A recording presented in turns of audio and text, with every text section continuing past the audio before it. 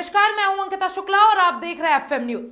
आज देश की राजनीति में एक ऐसा बयान सामने आया है जिसने संविधान, धर्म और सत्ता को लेकर नई बहस को जन्म दे दिया है।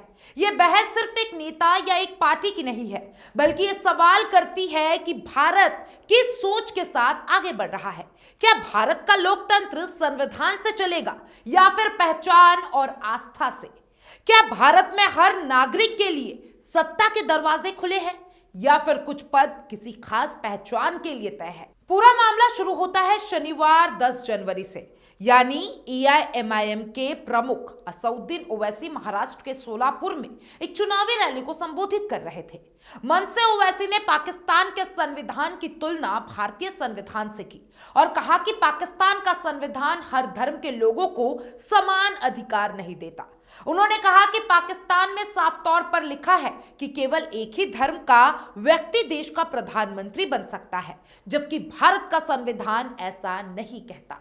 ओवैसी ने अपने भाषण में कहा कि भारत का संविधान डॉक्टर भीमराव अंबेडकर ने बनाया और यह संविधान देश के हर नागरिक को बराबरी का अधिकार देता है। ओवैसी ने कहा कि भारत में प्रधानमंत्री, मुख्यमंत्री, राष्ट्रपति, मेयर या किसी भी बड़े संवैधानिक पद पर बैठने का अधिकार हर नागरिक को है, चाहे उसका धर्म, जाति या पहचान कुछ भी हो।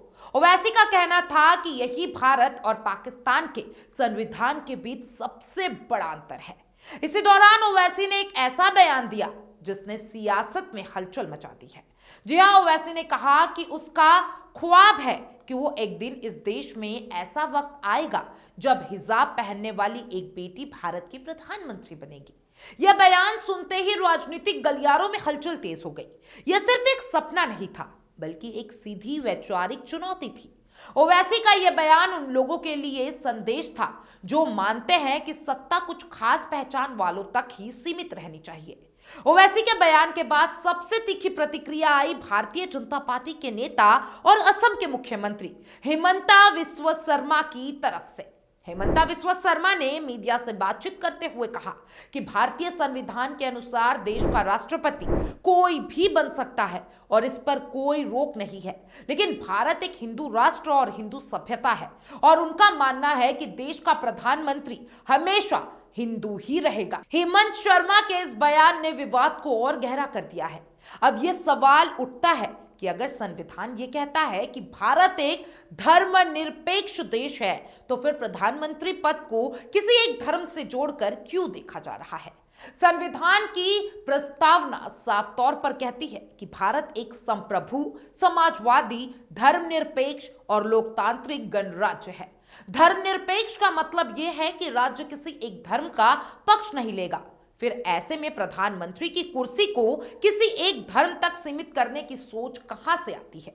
यह बहस सिर्फ ओवैसी और हेमंत बिस्वा शर्मा के बयानों तक सीमित नहीं है। यह बहस उस सोच को सामने लाती है जिसमें एक तरफ संविधान की बात होती है और दूसरी तरफ सांस्कृतिक या बहुसंख्यक पहचान की।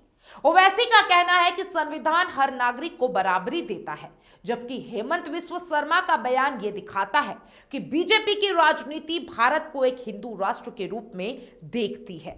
ओवैसी के बयान को हाल ही में सामने आए हिजाब विवाद से भी जोड़कर देखा जा रहा है।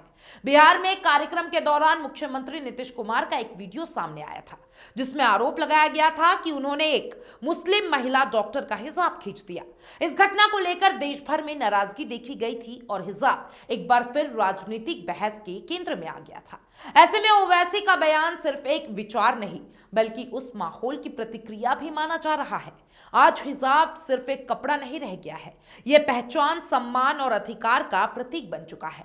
कभी स्कूलों में हिजाब पर विवाद होता है, कभी कॉलेज में, और अब ये मुद्दा सीधे प्रधानमंत्री की कुर्सी तक पहुंच गया है। ओवैसी का कहना है कि अगर संविधान बराबरी देता है तो फिर किसी लड़की के सपनों को उसके पहनावे के आधार पर क्यों सीमित किया जाए?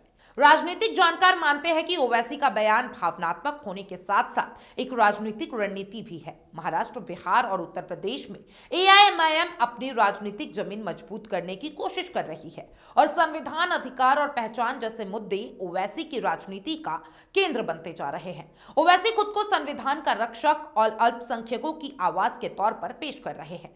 वहीं दूसरी तरफ बीजेपी और उसके नेता ये साफ संदेश देना चाहते हैं कि भारत की पहचान हिंदू सभ्यता से है। हेमंत विश्व शर्मा का बयान बीजेपी के उस कोर वोटर को संबोधित करता है जो भारत को सांस्कृतिक राष्ट्रवाद की नजर से देखती है। ये वही सोच है जो मानती है कि बहुसंख्यक समाज की आस्था ही देश की दिशा तय करेगी। लेकिन सवाल फिर वही है कि लोकतंत्र किससे चलता है? क्या लोकतंत्र बहुसंख्यक भावनाओं से चलता है या संविधान से? चुनाव के वक्त ईवीएम पर किसी उम्मीदवार का धर्म नहीं लिखा होता, वहां सिर्फ उम्मीदवार का नाम और पार्टी होती है। वोट डालते वक्त मतदाता यह तय करता है कि वो किसे देश की बागडोर सौंपना चाहता है। आज भारत दो अलग अलग विचारधाराओं के बीच खड़ा नजर आ रहा है। एक विचारधारा कहती है कि हिजाब पहनने वाली बेटी भी प्रधानमंत्री बन सकती है क्योंकि संविधान इसकी इजाजत देता है। दूसरी विचारधारा कहती है कि प्रधानमंत्री की कुर्सी हमेशा हिंदू ही रहेगी क्योंकि भारत की पहचान हिंदू सभ्यता से है। यह बहस अभी खत्म नहीं हुई है। आने वाले दिनों में ये और तेज होगी क्योंकि यह सवाल सिर्फ एक बयान या एक नेता का नहीं है। ये सवाल भारत के लोकतांत्रिक भविष्य का है। फैसला आखिरकार जनता को करना है कि वह संविधान के साथ खड़ी होती है या पहचान की राजनीति के साथ। आप क्या सोचते हैं? क्या भारत में कोई भी नागरिक प्रधानमंत्री बन सकता है या फिर प्रधानमंत्री की कुर्सी किसी एक धर्म के लिए तय है? अपनी राय नीचे कमेंट में जरूर लिखिएगा और ऐसे ही बड़े मुद्दों पर अपडेट रहने के लिए जुड़े रहिए एफएम न्यूज के साथ।